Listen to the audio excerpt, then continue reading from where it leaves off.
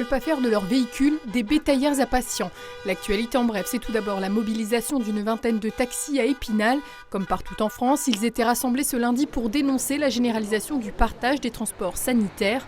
L'article 30 de la loi de financement de la sécurité sociale imposera dès le 1er janvier 2024 de regrouper plusieurs patients dans une seule voiture, dans le but de faire baisser les montants remboursés par la sécurité sociale. Pour les chauffeurs de taxi, je cite, « Le patient et son état de santé doivent rester la priorité ». Fin de citation. En 2022, le covoiturage de ce type aurait permis, selon le gouvernement, une baisse de près de 34 millions d'euros du budget de l'assurance maladie. Si un patient refuse d'être transporté avec d'autres personnes, son remboursement sera diminué. Dans les Vosges, on compte plus de 200 taxis. Les transports sanitaires représentent près de 80% de leur activité.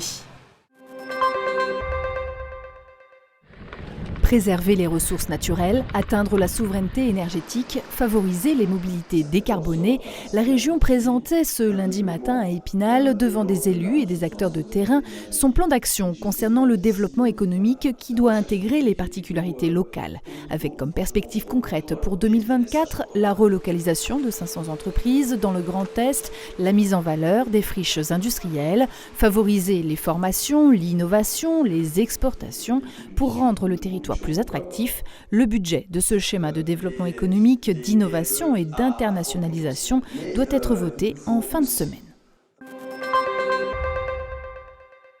Cessez-le-feu immédiat, négociation pour un monde sans violence et sans misère, sans discrimination ni exploitation. Après Gérardmer vendredi, Saint-Dié-des-Vosges samedi, une vingtaine d'adhérents ou de sympathisants d'associations en faveur des droits de l'homme étaient rassemblés ce dimanche matin devant le monument aux morts d'Épinal. Bande de Gaza, Ukraine, Soudan, la liste des pays actuellement théâtre de conflits est plutôt longue. Parmi les solutions évoquées par ces militants pour la paix, arrêter la course à l'armement, diminuer les dépenses militaires. Un 4e rassemblement s'est tenu ce lundi en fin de journée à Mirecourt.